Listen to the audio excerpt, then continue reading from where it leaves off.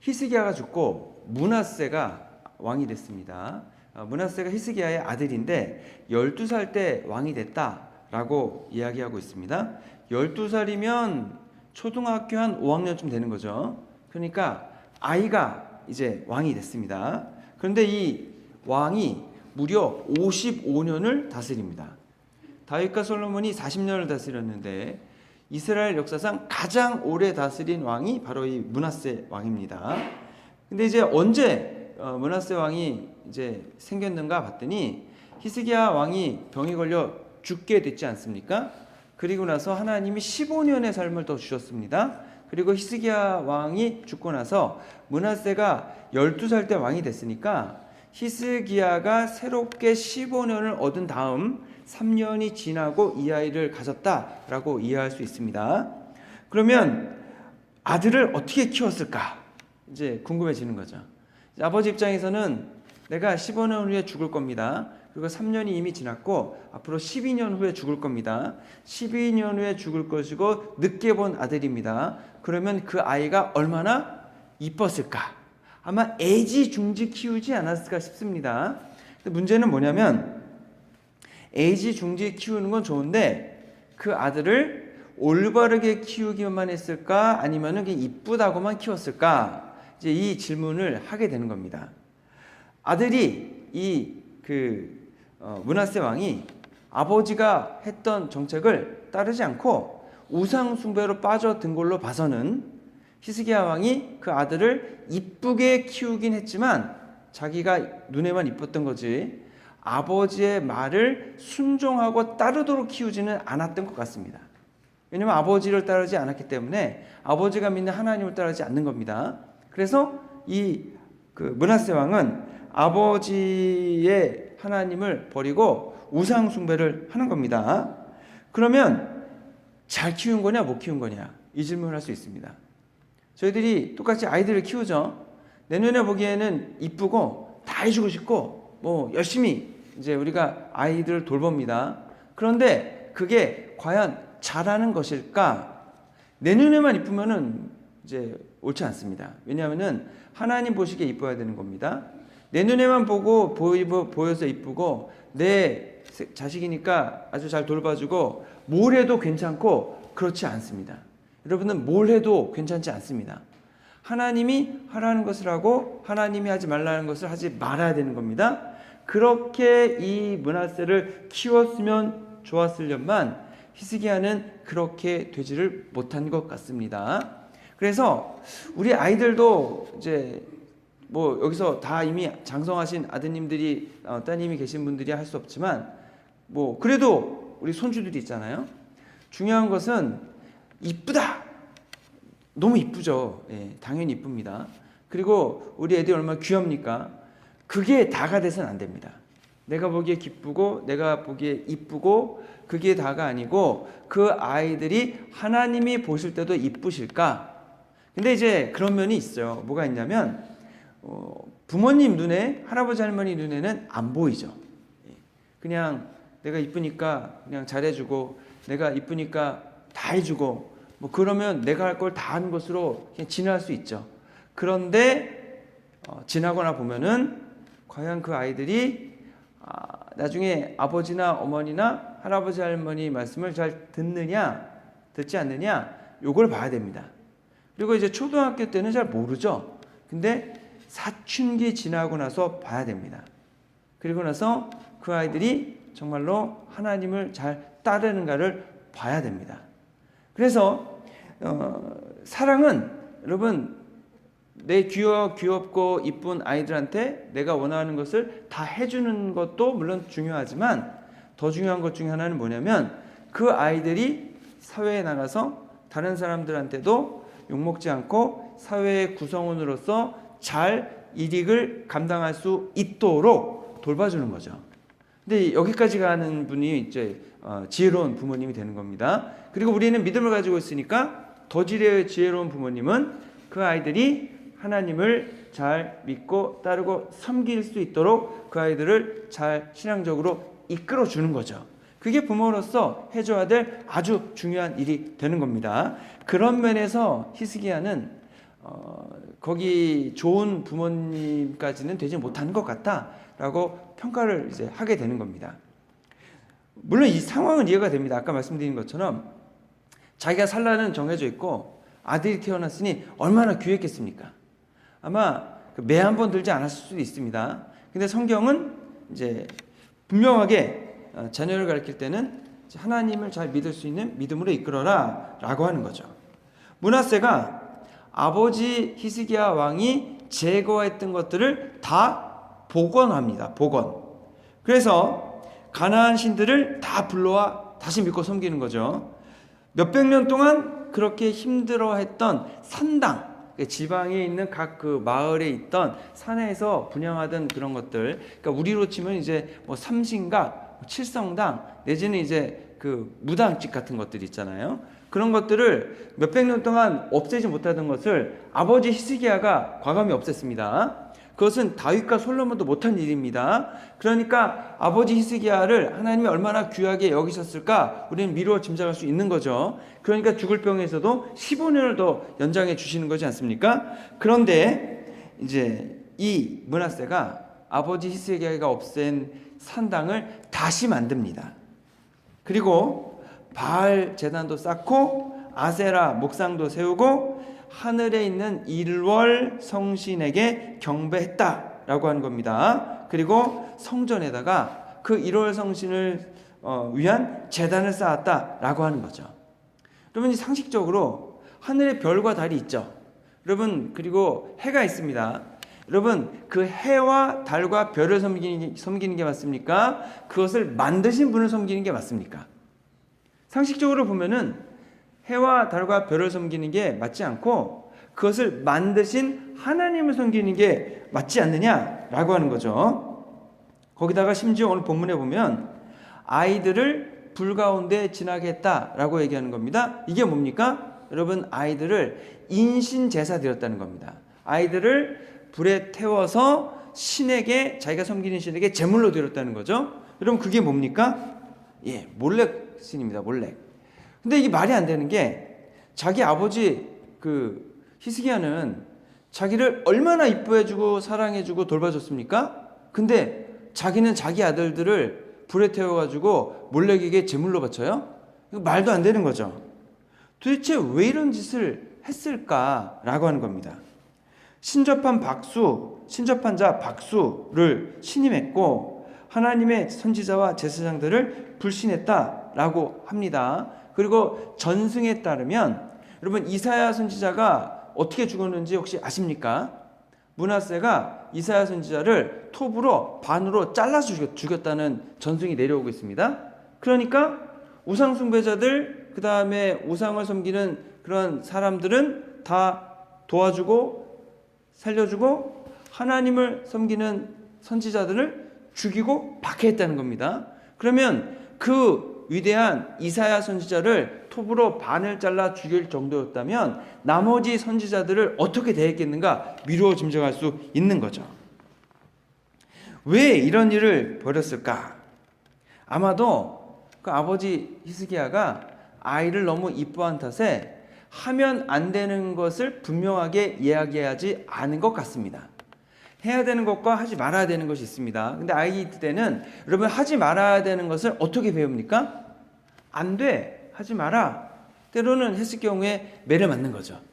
뭐 지금이야 뭐 우리가 애들 때리면 뭐 경찰서에 잡아가지만 이 당시에는 아이들이 사실은 부모님의 소유물 정도로 여겨져서 아이들을 때리는 게 체벌이 여러분 합법화 정도 그런 시대지 않습니까? 뭐 저 어렸을 때만 해도 종아리 맞는 게 뭐 일상적인 일이었는데 그렇잖아요. 근데 그렇게 함을 통해 내가 할 수 있는 것과 하지 말아야 되는 것을 배웠어야 되는데 못 배운 거죠.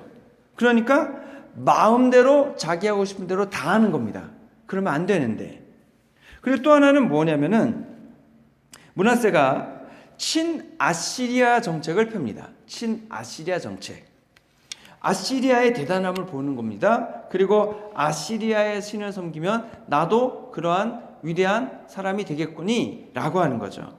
이전에 이 므낫세 말고 아하스 왕이 있었죠. 아하스가 이제 할아버지 왕입니다. 할아버지인데 할아버지가 그때 그런 일을 벌였었습니다. 이제 그 아시리아가 아람, 그러니까 지금의 시리아죠. 시리아를 정벌한 다음에 그 왕이 다마스커스에 오니까 다마스커스에 가서 아시리아 왕을 보러 가지 않았습니까? 보러 갔는데 거기에 아시리아의 신을 섬기는 제단이 있는데 너무 휘황찬란한 거예요. 그래서 그것을 어떻게 했습니까? 가서 보고 그대로 그려가지고 제사장에게 만들라 그랬죠. 그리고 거기서만 분향하라고 했었습니다.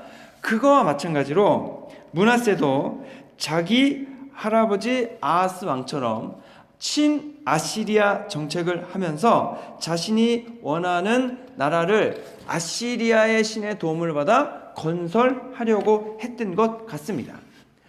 나중에 보면은 이제 그 아시리아의 그 문서를 통해 보면은 아시리아가 이제 이집트 정벌을 하러 내려옵니다. 그래서 이제 이집트 정벌을 하러 내려가는데 그때 22개 제후국이 도움을 줬답니다. 그때에 이 므낫세 왕의 이름이 들어가 있다는 거죠. 그리고 아시리아가 어떤 건축을 해야 됐답니다. 그때 제후국에서 도움을 줬는데 거기에 이제 므낫세 이름이 있다는 거예요. 그러니까 므낫세는 열심히 아시리아 편에 들어서 아시리아의 정책을 따르고 그들의 종교를 받아들인 겁니다.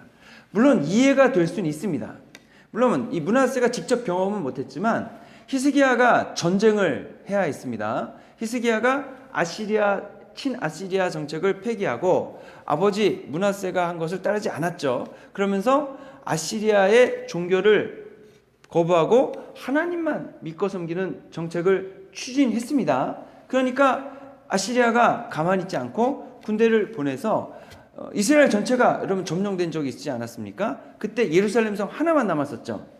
그런 것을 이 므낫세가 직접 경험하지 못했지만 지나면서 그것을 이제 듣고 이제 배우고 하면서 앞으로 어느 편에 서는 것이 더 낫겠느냐라고 했을 때 아시리아가 가장 그 당시에 강력한 나라입니다. 그러면 누구 편을 드는 게 낫는가? 아시리아 편을 드는 것이 나의 이스라엘 내 왕위에 도움이 된다라고 판단을 하는 겁니다.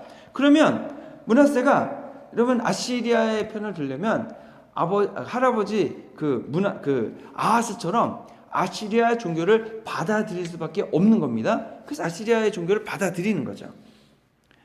아시리아랑 그렇게 척지고 살 필요가 없는 겁니다.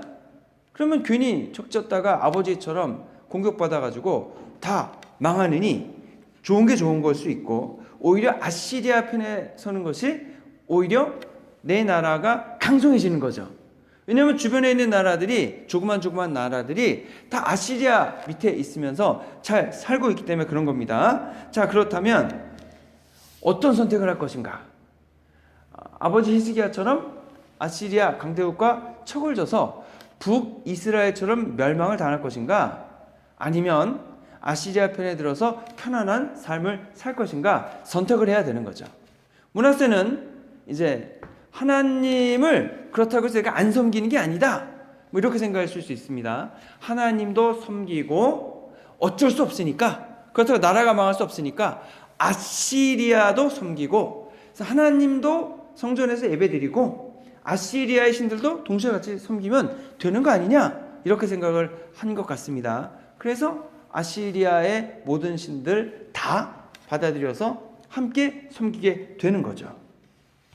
자, 이렇게 이해하면은요, 사실 UMC 탈퇴하는 것은 좀 어리석은 일일 수 있습니다. 뭐 굳이 탈퇴 아니야. 뭐 아직 UMC도 동성애가 우리 장정에 의하면 반대고 굳이 탈퇴해가지고 뭐 쫓겨나냐 이렇게 얘기할 수 있는 거죠. UMC 교회가 그래도 아직 크고 또 많은 교회들이 탈퇴 못한 이유 중 하나가요, 이제 빚이 있거든요. UMC 그 교회들이 빚이 있어요.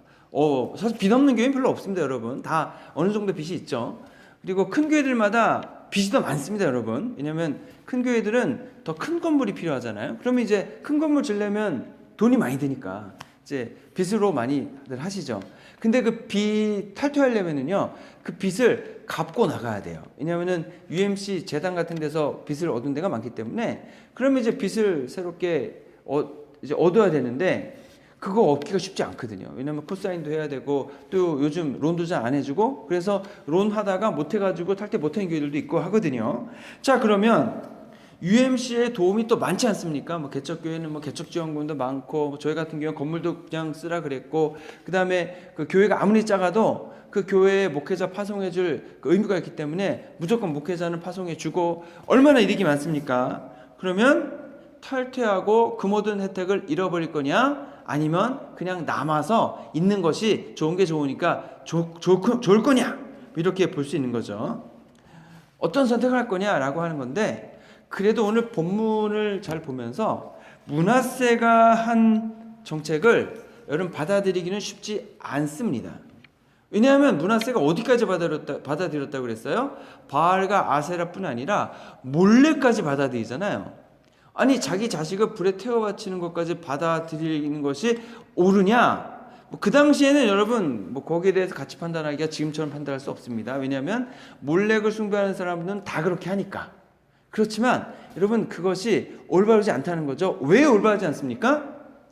하나님께서는 그것을 너무나도 가증하게 여겨서 이스라엘을 왜 축복하셨습니까? 그러한 것들을 제거하시기 위해서 이스라엘을 선택하신 겁니다. 그리고 바알과 아세라뿐 아니라 가장 싫어하신 게 몰렉입니다. 왜 몰렉이냐면 자기 아이들을 불에 태워 죽이니까, 바치니까 그거를 가장 싫어하시는 거거든요. 근데 그것을 한다? 그러면 여러분 하나님의 그런 선택, 이스라엘 선택하신 이유를 스스로 부정하는 거죠. 하나님 나를 선택하지 마십시오. 나와 함께 하지 마십시오. 이렇게 얘기하는 거거든요. 이게 올바르지 않다는 겁니다. 그래서 오늘 본문에 의하면 하나님께서 멸하시기로 한 가나안의 가증한 것들, 가증한 나라들, 가증한 종교들, 그들보다도 더 큰 심판을 받을 일을 이제 므낫세가 하는 것입니다. 그러면 우리가 기대할 수 있는 것은 무엇이냐면 거꾸로 하나님이 그러한 가증한 일을 한 그 가나안 사람들을 징벌하시기 위해서 이스라엘을 들어 사용하신 거라면 이제 남유다가 그런 가증한 일들을 하지 않습니까? 그러면 뭘 기대할 수 있나요? 아, 하나님이 심판하시겠구나. 이렇게 생각을 할 수 있는 겁니다.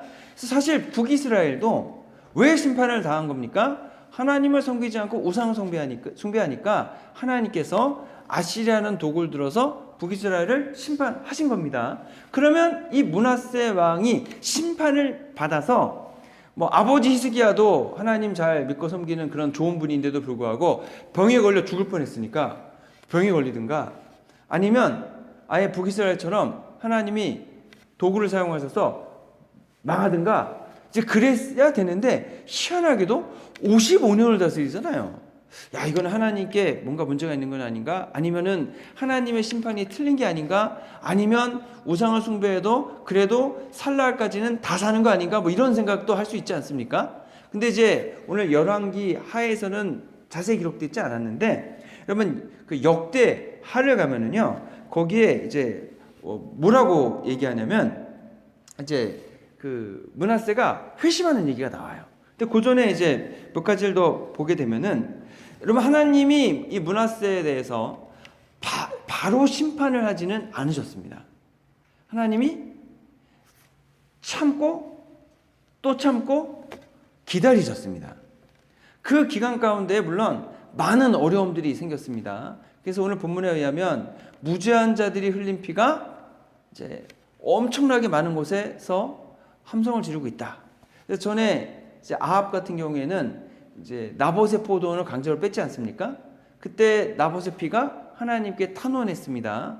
그리고 나중에 그 전에 여러분 가인과 아벨에 의해서 가인이 아벨을 죽였을 때 아벨의 피가 땅에서 하나님께 탄원했습니다. 그거와 마찬가지로 이 므낫세 때도 수많은 무죄한 사람들이 피를 흘려서 그 무죄한 사람들의 피가 하나님께 탄원을 하는 겁니다.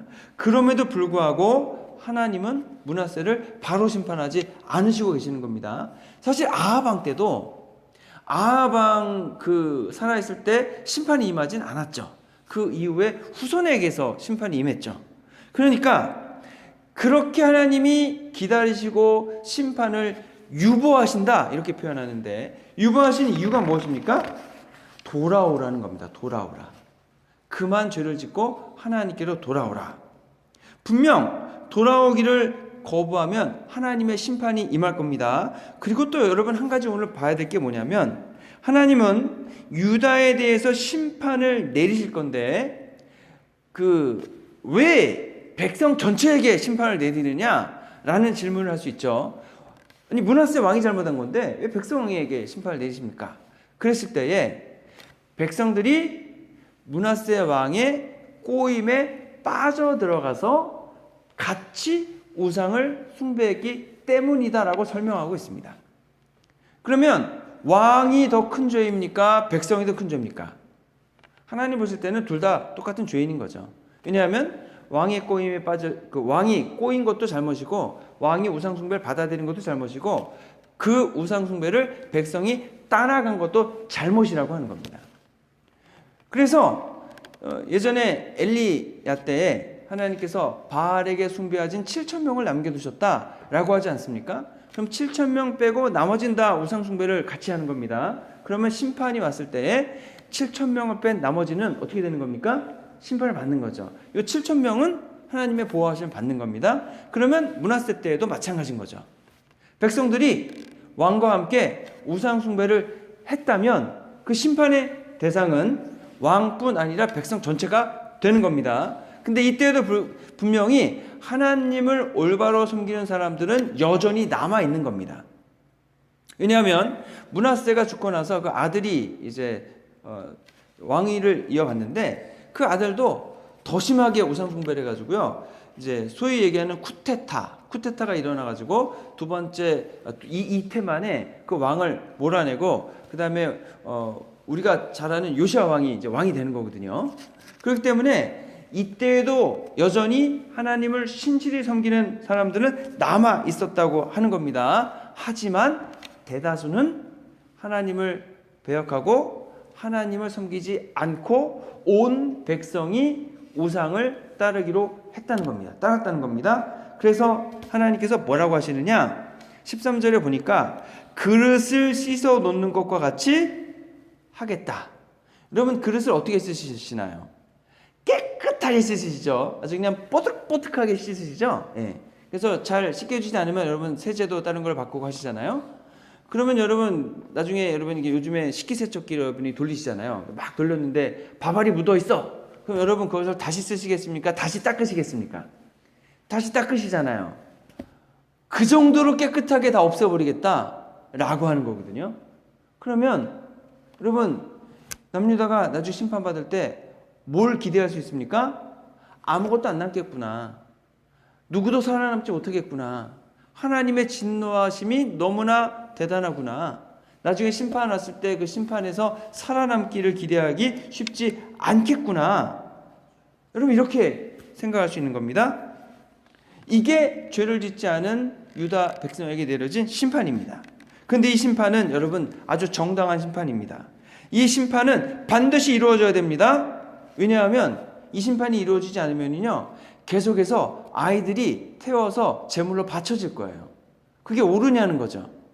하나님께서 보시기에 너무나 가증한 것일 뿐 아니라 사람들이 보기에도 이것은 옳지 않은 겁니다. 그런데 그것을 심판하지 않고 그대로 내버려 둔다면 계속해서 죄를 져도 괜찮다라고 사람들에게 말하는 거죠. 누가요? 하나님께서. 그래서 이러한 것들은 반드시 심판을 받아야 됩니다. 그리고 심판받는 경우에도 어디 가서 항변할 수 없다는 거죠. 그래가지고 여러분 이 하나님의 심판이 이루어져야 되는데, 근데 또 이런 것도 있죠. 왜냐하면 나중에 심판이 오기 전에 이제 편안하게 살다가 이제 죽는 분도 있으니까. 므낫세도 우리가 그냥 열왕기 하의 말씀만 보면 55년 우상숭배 잘하다가 그냥 편안하게 죽은 것 같잖아요. 그러면은 나도 우상숭배 하고 싶은 거 다 하다가 편안하게 죽은 다음에 그럼 무슨 상관이 없잖아요. 그런데 그렇지 않다는 거죠. 왜 그러냐면 여러분 이 세상에서의 삶에 대해서 하나님께서는 하나님 나라에서의 심판을 준비하고 계시다라고 우리는 알고 있지 않습니까? 그러면 사실은요, 우리가 이 땅에서 심판받는 것이 더 낫습니다. 왜 그렇습니까? 이 땅에서 잘못한 거에 대해서 심판을 받으면 심판으로 끝이잖아요. 그러면 하나님 나라에서는 더 이상 심판을 받지 않을 수 있는 가능성이 있지 않습니까? 그런데 이 세상에서 심판을 받지 않으면 어떻게 되는 겁니까? 그냥 죄 지은 상태에서 죄값을 이만큼 쌓은 상태에서 그대로 어떻게 해요? 하나님께로 가게 되면 그 죄값에 대해서 해결할 수 있는 아무 기회 없이 그냥 하나님 나라 가서 그 죄값을 다 치러야 됩니다. 그래서 이 땅에서 오히려 심판을 받는 것이 영원한 하나님 나라를 생각할 때는 훨씬 낫다라고 볼 수 있는 겁니다. 그래서 예수님이 우리의 삶 속에 오시는 게 왜 중요하냐면 예수님이 십자가에서 우리 대신 죄값을 치러주심을 통해서 우리의 죄에 대해서 해결할 수 있는 기회를 주신 것, 그게 너무나 좋은 거고요. 너무나 중요한 거고요. 예수님이 이 땅에 오신 가장 고귀하고 고귀한 것이 사실 예수님의 십자가라고 하는 겁니다. 그것이 없었다면 우리는 모두 우리가 지은 죄에 대한, 우리가 잘못한 일에 대한 것들을 하나님 나라에 짊어지고 가서 거기 가서 이제 우리가 책임을 져야 되는 거죠. 근데 감사하게도 주님이 십자가를 지심을 통해서 우리가 십자가 앞에 나가서 나의 죄의 문제에 대한 해결할 수 있는 기회를 얻었다는 게 좋은 거죠. 하나님은요, 죄에 대하여 묵과하지 않으십니다. 하나님은 죄악을 그대로 보고 계시지만은 않습니다. 반드시 그 죄에 대한 심판을 하시고 그 죄악을 없애버리시는 분이십니다. 단지 기다리십니다. 기회를 주십니다. 근데 이제 하나님은 그 므낫세에게 어떤 기회를 주셨느냐? 역대하 33장 10절부터 보면은요, 이제 1절부터 9절은 열왕기 하의 말씀과 똑같이 기록되어 있어요. 근데 10절부터 4계절인가 5계절에 의해서 한 가지가 추가됐는데 뭐가 있냐면 하나님이 아수르 군대를 보냈습니다. 므낫세를 생포해 갑니다. 그래서 바벨론으로 끌고 가는 거예요. 아마 아시리아의 정책에 뭔가를 반대한 것 같습니다. 므낫세가 시간이 지나면서. 그래서 아시리아의 그러니까 한 거라고 하면 한 거고 반항이라고 하긴 좀 애매하죠. 왜냐하면 언어가 한 나라의 왕이니까 뭔가 한 거를 했고 거기에 대해서 아시리아가 군대를 파견해서 이제 졌죠. 그래가지고 므낫세가 포로로 끌려가는 겁니다. 그래서 역대하 33장 12절에 보면 그가 환난을 당했습니다. 환난을 당했죠. 전쟁에 져가지고 끌려갔습니다. 그리고 여호와께 간구하고 조상의 하나님 앞에 크게 겸손하여 기도했습니다. 자기가 어려움에 처하니까 여지껏 내가 섬겼던 바알, 아세라, 일월성신, 산당에서 분향하던 것 다 섬겨봤더니 심지어 몰렉에게 내 아이들을 태워서 바치기까지 했지만 자기를 아시리아의 손에서 구원하지 못했다는 거죠. 그리고 아시리아의 신들을 섬겼음에도 불구하고 자기는 포로가 돼 갔잖아요. 그러니까 이게 아니구나. 그래서 하나님 앞에 무릎 꿇고 하나님 앞에 겸손해져서 기도했다는 겁니다. 하나님께서 그 기도를 들으셨고 예루살렘으로 돌아와 왕 위에 다시 앉게 해 주셨다는 겁니다. 그래서 므낫세가 하나님이 하나님이신 줄을 알았다라고 본문을 기록하고 있습니다. 그래서 하나님이 므낫세를 중도에 심판하지 않으신 겁니다. 그래서 하나님이 므낫세의 회심, 하나님께로 되돌아왔기 때문에 그가 하나님 앞에서 이제 계속해서 신실한 믿음의 삶을 살았기 때문에 55년이라는 제휴기간을 가질 수 있었다고 하는 거죠. 그러니까 이 므낫세의 경우에는 하나님께서 기다리신 보람이 있으신 거죠. 그리고 더 큰 보람은 뭐냐면 그 아들은 2년 만에 이제 쿠데타 당해서 이제 물러가지만 그 아들을 잘 교육하지 못한 거죠. 근데 그 손자는 이제 아주 놀라운 이제 종교개혁을 또 일으키게 되는 거죠. 그래서 하나님이 므낫세의 죄를 용서해 주시는 겁니다. 그리고 물론 그 가운데에 우상 숭배를 함으로 인해서 너무나 큰 상흔을 이스라엘 남유다에게 남기죠. 그래서 하나님의 진노가 너무나 크셨기 때문에 그 진노를 쏟아 부으시기로 결정을 이미 하셨고, 그 진노가 결국 쏟아 부어짐을 통해서 요시야 이후에 남유다가 멸망을 하긴 하는 겁니다.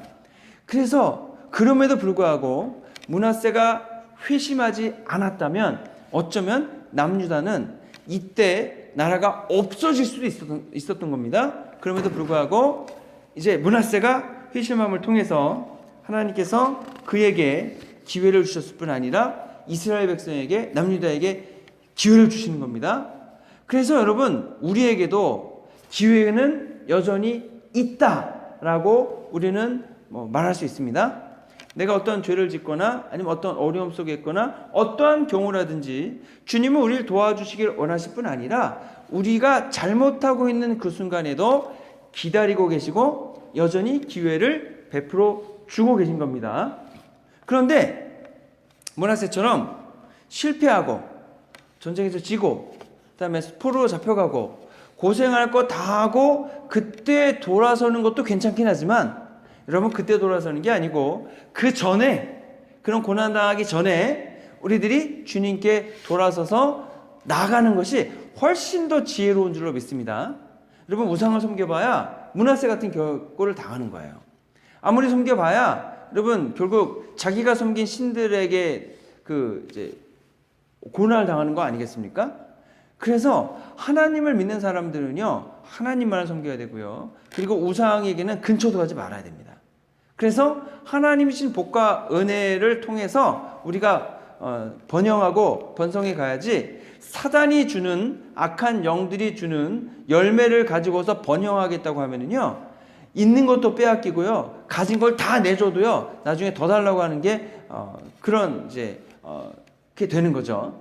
그래서 우리가 하나님 믿는 것은 아주 잘하시는 거고, 하나님 믿는 것은 복된 일이고, 우리가 하나님께 믿고 나아갈 때 주님이 주신 축복과 은혜가 우리 삶 속에 가득 있게 되고 믿음의 삶의 열매를 맺게 될 줄로 믿습니다.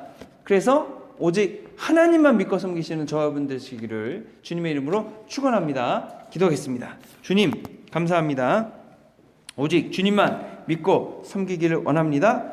저희들이 때때로 주님께서 멀어져 갔다 할지라도 여전히 기다리고 계신 주님께 속히 다시 되돌아오기를 원하오니 함께 하시고, 하나님, 때로 돌아오지 않으면 하나님 심판도 베풀어 주시고 때로는 매도 들어주셔서 다시 주님께로 돌아오게 하여 주시옵소서. 하나님, 저희들이 하나님만을 믿는 굳센 믿음 가지고 하나님 유혹과 또는 공격과 방해로부터 벗어나 오직 주님만 믿고 섬기는 일꾼들 다 되도록 주님, 저희들을 붙들어 주시고 보호해 주시고 돌봐 주시고 주관하여 주시옵소서. 우리를 권하신 예수 그리스도의 이름으로 기도했습니다. 아멘.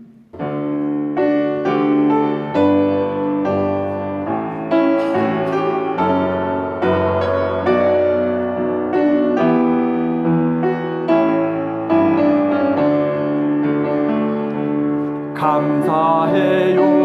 깨닫지 못했었는데 내가 얼마나 소중한 존재라는 걸, 태초부터 지금까지 하나님의 사랑은 항상 날 향하고 있었다는 걸 고마워요. 그 사랑을 가르쳐준 당신께, 주께서 허락하신 당신께 그리스도의 사랑으로 더욱 섬기며 이제 나도 세상에 전하리라. 당신은 사랑받기 위해 그리고 그 사랑 전하기 위해 주께서 택하시고 이 땅에 심으셨네. 또 하나의 열매를 바라시며 감사해요. 깨닫지 못했었는데 내가 얼마나 소중한 존재라는 걸 지금까지 하나님의 사랑은 항상 날 향하고 있었다는 걸 고마워요. 그 사랑을 가르쳐준 당신께, 주께서 허락하신 당신께 그리스도의 사랑으로 더욱 섬기며 이제 나도 세상에 전하리라. 당신은 사랑받기 위해, 그리고 그 사랑 전하기 위해 주께서 택하시고 이 땅에 심으셨네. 또 하나의 열매를 바라시며 당신은 사랑받기 위해, 그리고 그 사랑 전하기 위해 주께서 택하시고 이 땅에 심으셨네. 또 하나의 열매를 바라시며.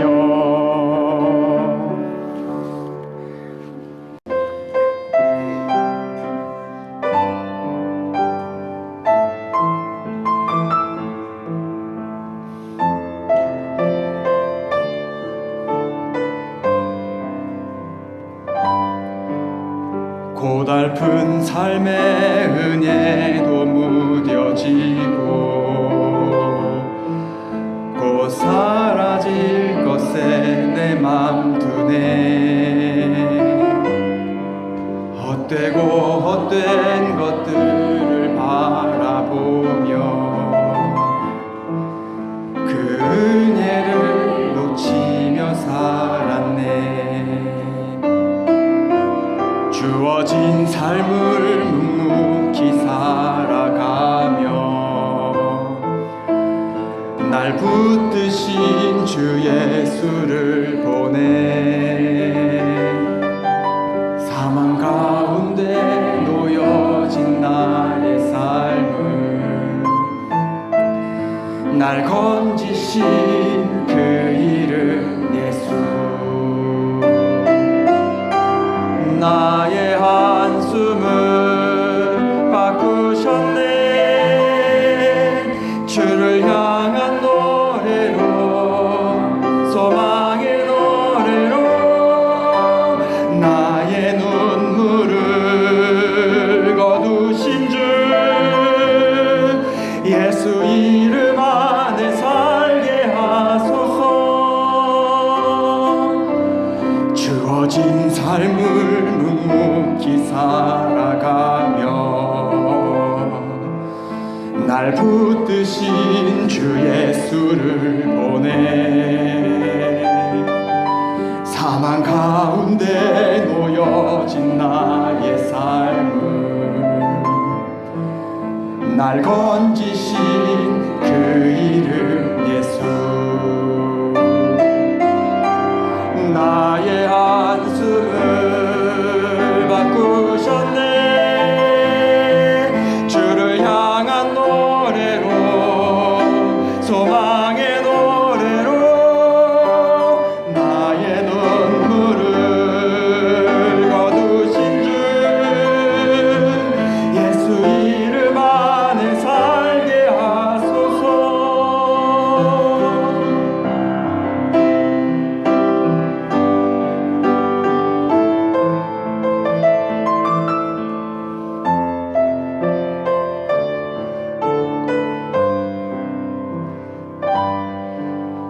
고달픈 삶의 은혜도 무뎌지고